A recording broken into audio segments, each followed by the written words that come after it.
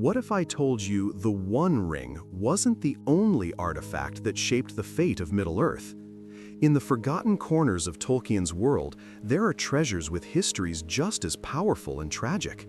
We're talking about jewels that hold the light of a lost paradise, and a banner that signaled a king's return. These aren't the artifacts you know, they're the ones lost to time.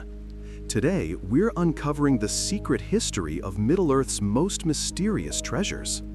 When you think of powerful objects in Middle-earth, your mind probably jumps straight to the Rings of Power, and for good reason. Forged in the Second Age, these 20 rings pretty much shaped the world's destiny.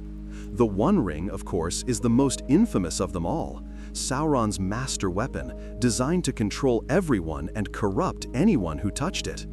Then you have the 3 elven rings, Narya, Nenya, and Vilya, used by legends like Gandalf and Galadriel not for power, but for preservation and healing, to hold back the encroaching darkness.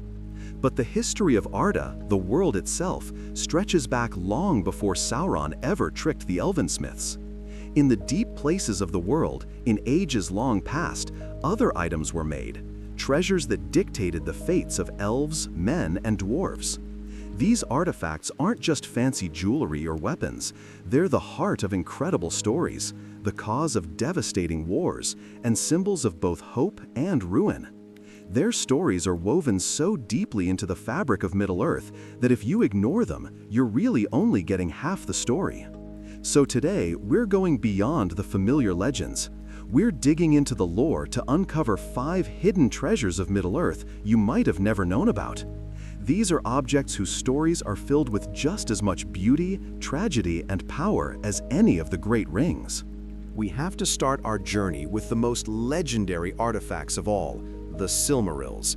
Now, you've probably heard the name, but it's hard to grasp just how important these things were. These weren't just jewels, they were living light, the heart of an age of gods and heroes, and the spark that ignited the greatest war in Elven history. To get the picture, you have to go way back, before the First Age, to a time when the world was lit by 2 enormous mythical trees in the paradise realm of Valinor, Telperion the silver and Laurelin the gold. Their light was the light of creation itself. It was here that Feanor, the most brilliant and prideful elf who ever lived, pulled off his masterpiece. He managed to capture the blended light of the 2 trees inside 3 perfect crystal-like jewels he made himself. These were the Silmarils. They were so holy that the Valar, the angelic guardians of the world, blessed them, making it so no evil or mortal being could touch them without being horribly burned. The Silmarils were Feanor's pride and joy, but they also caught a darker eye. Melkor, the original Dark Lord and Sauron's old boss, wanted them more than anything. With the help of a terrifying spider creature named Ungoliant, he attacked and destroyed the 2 trees, plunging Valinor into darkness. In the chaos, he murdered Feanor's father and stole the Silmarils, setting them into his own iron crown. This, as you can imagine, sent Feanor into an absolute rage. He and his 7 sons swore a terrible oath, one that would doom their family for thousands of years. They vowed to wage war on anyone, elf, man, or even a god, who kept the Silmarils from them. This oath led the Noldoran elves to abandon paradise, sail to Middle-earth against all advice, and commit the first and most horrific kinslaying, where elves murdered other elves. For an entire age, the war for the Silmarils defined Middle-earth's history. The quest to get them back from Morgoth's fortress was the engine behind every major event. Kingdoms rose and fell for them. Heroes were born and heroes died. One Silmaril was eventually recovered by the mortal hero Beren and the elf maiden Luthien in one of the greatest love stories ever told. They literally snuck into Morgoth's throne room and cut it from his crown. That jewel was passed down to their descendant, Eärendil the Mariner. With the Silmaril bound to his brow, Eärendil sailed his ship into the heavens and became a new star, a sign of hope for everyone in Middle-earth. It's the light of that very star, caught in a phial, that Galadriel gives to Frodo thousands of years later. The other two Silmarils stayed in Morgoth's crown until the end of the War of Wrath, when the Valar finally stepped in and threw him into the void. But Feanor's oath wasn't done yet. His two surviving sons, Maedhros and Maglor, still bound by their vow, snuck in and stole the remaining jewels. But because of the terrible things they'd done, the holy jewels now burned their hands. In agony, Maedhros threw himself and his Silmaril into a fiery chasm, and Maglor, in total despair, hurled his into the sea. And so, the three Silmarils found their final homes, one in the sky, one in the heart of the earth, and one in the depths of the ocean. Though they're gone, their story is the foundation for everything that came after. If the Silmarils caused epic, world-changing wars, our next item shows how their cursed beauty could ruin things on a much more personal level. This is the story of the Nauglamír, the necklace of the dwarves. It was created as a symbol of friendship, but ended in greed, betrayal, and bloodshed. The Nauglamír was first made by the dwarves of the Blue Mountains for the elf lord Finrod Felagund. It was a masterpiece of dwarven craft, a golden collar heavy with gems from Valinor, yet it was said to feel as light as a feather. For a while, it was a symbol of the rare peace between elves and dwarves. But Finrod's kingdom, Nargothrond, was doomed. After the dragon Glaurung destroyed the city, the Nauglamír was lost in the dragon's hoard. It was later found by the tragic hero Hurin, who, driven mad by grief, brought it to King Thingol of Doriath. Now, Thingol just so happened to have the one Silmaril that Beren and Luthien had recovered. Staring at the two greatest treasures he'd ever seen, Thingol got an idea, a really greedy one. He decided to merge them. He hired a group of dwarven smiths to rework the Nauglamír and set the Silmaril right in the middle. The dwarves did it, and the result was the single most beautiful piece of jewelry ever made. But as they worked, their own hearts were consumed by greed. They lusted after the necklace they had just perfected, especially with the Silmaril in it. When the work was done, they refused to give it back to Thingol, claiming it was theirs. Thingol, in his pride, insulted them, and the enraged dwarves murdered him right there in his treasure hall. This act kicked off a bitter war between the elves of Doriath and the dwarves of Nogrod. The dwarves sacked the elven city, but were ambushed and destroyed on their way home by a force of elves led by Beren himself, who recovered the necklace for his wife, Luthien. When Luthien, the most beautiful of all of God's children, wore the Nauglamír, the sight was said to be the most stunning vision in the world. After her death, it passed to her son, Dior. But the curse of the Silmaril wasn't finished. The sons of Feanor heard Dior had it and invoked their oath again, attacking Doriath in the second kinslaying. Dior was killed, but his daughter Elwing escaped with the Nauglamír and fled. She eventually met and married Eärendil, and it was the Silmaril from this very necklace that he wore on his brow when he sailed into the heavens. The fate of the necklace itself is lost to history, but its story is a grim reminder that in Middle-earth, great beauty and great sorrow often go hand in hand. Not all great treasures come from the elder days.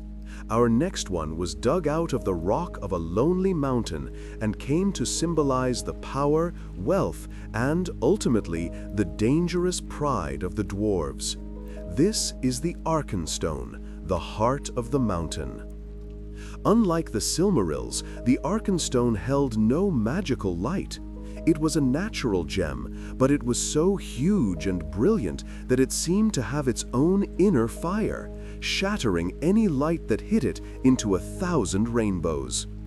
It was found deep beneath the lonely mountain, Erebor, by the dwarves of Durin's folk, and became the greatest treasure of the kings under the mountain. To them, it wasn't just a rock, it was the soul of their kingdom. But all that wealth, symbolized by the Arkenstone, drew a terrible enemy. The dragon Smaug attacked Erebor, drove the dwarves into exile, and claimed the entire horde.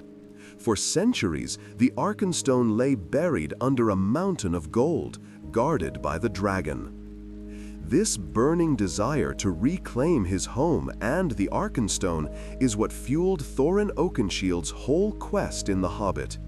He was obsessed with it, seeing it as the ultimate symbol of his family's restored honor. But like so many great treasures, the Arkenstone had a corrupting influence. When Bilbo Baggins stumbled upon it, he was so captivated that he secretly pocketed it. And when Thorin finally reclaimed his kingdom after Smaug's death, his desire for the Arkenstone curdled into a dangerous obsession known as dragon sickness. He valued it more than friendship, more than honor, and more than the lives of his allies, nearly starting a war over it. Seeing the madness that had taken hold of Thorin, Bilbo made a desperate move. He used the Arkenstone as a bargaining chip, giving it to the men and elves to try and force a peaceful end to the standoff. Thorin was so enraged by this betrayal that he almost killed Bilbo on the spot. It was only the sudden attack of a massive orc army that forced them all to fight together in the Battle of Five Armies. Thorin was mortally wounded in that battle. As he lay dying, he finally reconciled with Bilbo, understanding that his obsession with the stone had been a foolish, destructive pride. After his death, the Arkenstone was placed upon Thorin's chest as he was buried deep within the mountain. The heart of the mountain was finally returned to the heart of the king under the mountain, a powerful symbol of both dwarven grandeur and the danger of greed. Our next treasure isn't a glittering jewel that drives people mad with greed, but a simple, unadorned silver rod. It has no magic, but it carries immense historical and symbolic weight. This is the Sceptre of Annúminas, the chief emblem of the northern kingdom of Arnor and one of the oldest artifacts of men in Middle-earth.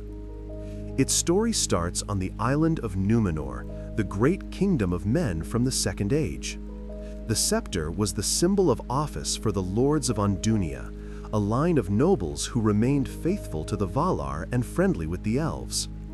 When Númenor sank beneath the waves because of its arrogant kings, Elendil, the last lord's son, escaped the cataclysm, carrying the scepter with him to Middle-earth. There, Elendil founded two kingdoms, Gondor in the south and Arnor in the north.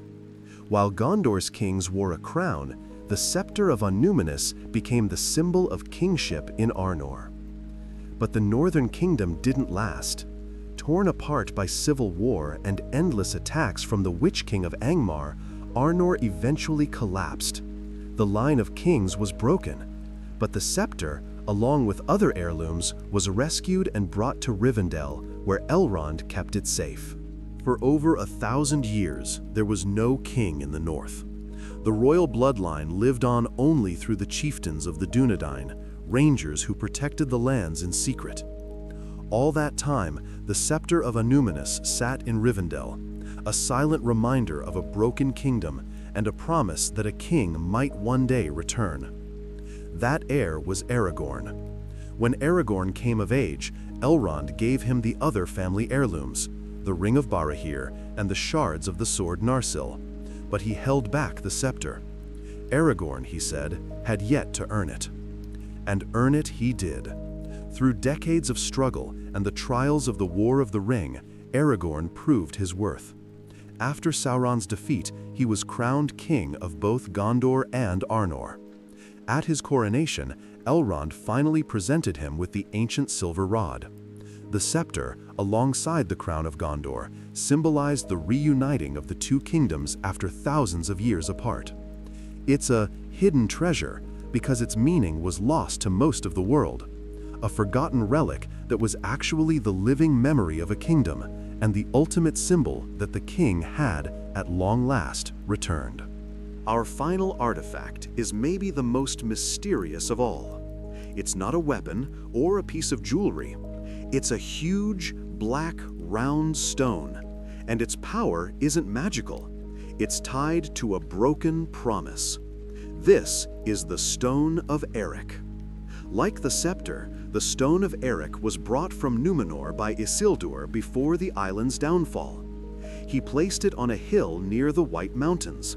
No one really knows where the stone came from. Some say it fell from the sky. Whatever its origin, Isildur had a special purpose for it. At the dawn of the Kingdom of Gondor, Isildur called the king of the local men of the mountains to the hill of Eric. There, on that black stone, the Mountain King swore an oath of loyalty to Isildur, promising to fight with him against Sauron. But when the time came, the men of the mountains got scared. They had worshipped Sauron in the past, and they refused to fight him. They broke their oath. Furious, Isildur stood on the hill of Eric and cursed them for their betrayal. He declared that they would find no rest until their oath was finally fulfilled. They would be summoned one last time by his heir when the need was most dire. The men of the mountains eventually died out, but their spirits couldn't leave the world. They became the Oathbreakers, the dead men of Dunharrow, ghosts who haunted the paths of the dead, bound by Isildur's curse. For 3,000 years they waited. The Stone of Eric stood alone, a monument to that broken promise. Then, during the War of the Ring, Aragorn, Isildur's heir, made a desperate gamble. He walked the paths of the dead and emerged at the hill of Eric, where he summoned the spirits. Standing by the ancient stone, Aragorn called on them to finally fulfill their vow. A ghostly voice answered that they would, in order to find peace. The army of the dead followed Aragorn, a terrifying host that no living weapon could harm. They swept down to the coasts and destroyed the corsairs of Umbar who were about to attack Minas Tirith. Once the enemy was defeated, Aragorn declared their oath fulfilled. He told them to go and be at peace. At last, the ghostly king broke his spear, and the entire army vanished like mist, their long vigil finally over. The Stone of Eric had no magic of its own, but it was the anchor for one of the most powerful curses in Middle-earth's history. It's a testament to the power of words and promises in Tolkien's world, where such things have real, tangible force. From the cosmic light of the Silmarils to the silent, dark Stone of Eric, the history of Middle-earth is so much more than just rings of power. The Nauglamír, the Arkenstone, the Sceptre of Annúminas, they're all pieces of a much bigger puzzle. They tell stories of creation and destruction, loyalty and betrayal, greed and sacrifice. They show us that an object's power isn't just in what it does, but in the stories it carries. A jewel can be a star of hope or the cause of a war. A simple rod can be a forgotten relic or the symbol of a kingdom reborn. These hidden treasures reveal the true depth of Tolkien's world, where history is never really lost, and even the smallest objects can cast the longest shadows. The lore of Middle-earth is massive, and we've only just scratched the surface. What's your favorite obscure artifact from Tolkien's world? Is there a hidden treasure you think should have been on this list? Let me know down in the comments. And if you enjoyed this journey into the secret histories of Middle-earth, be sure to like this video and subscribe for more deep dives into this incredible universe. Thanks for watching.